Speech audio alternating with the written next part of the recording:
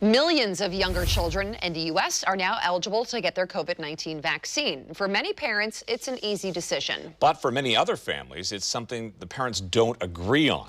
Fox 12's Kimberly Moss has more on how kids are getting caught in the middle of the vaccine debate. If you think the debate about COVID-19 has reached a tipping point in schools and workplaces, attorney Carl Scheff says there's another vaccination battleground looming in divorce court. It will be coming up more and more frequently as once there's going to be this emergency approval, which will come through. He's been practicing family law for more than 3 decades. Now that children ages 5 and up are eligible for the COVID-19 vaccine, he believes more divorced parents will soon debate whether their children should be or shouldn't be vaccinated. I've had that issue arise for 2 different times on children that are above age 12 now that it's available. Attorneys say now is a good time to know your rights. The court will not say, I think the child should have the COVID shot.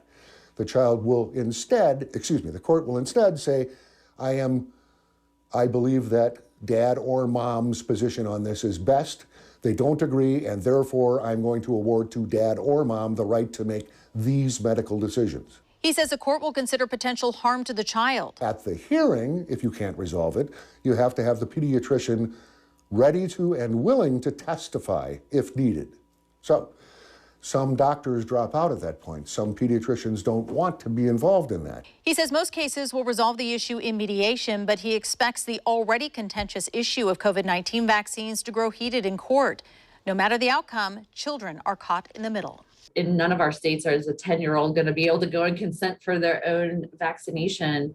But I do think we also understand that, 10-year-olds can have something to say about who they are too. They're not a fully formed adult, but they have things to say. And so we want to help them developmentally just express their needs. Doctors say they're starting to see more conflict over vaccinations among divorced families and is taking a toll on the kids. I do think that kids should talk to parents if they have feelings about how they're feeling about their own body and health.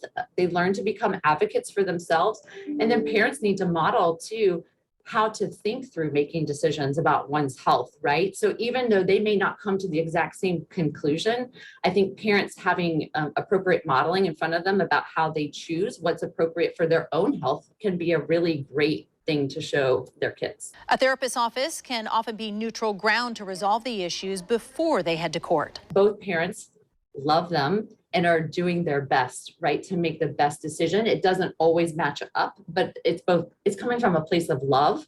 And so we just have to help them work through how to deliver that information. This attorney leaves us with the same message he shares with all of his clients. You started as friends, try and end as friends.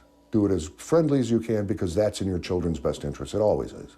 Kimberly Moss, Fox 12 Oregon.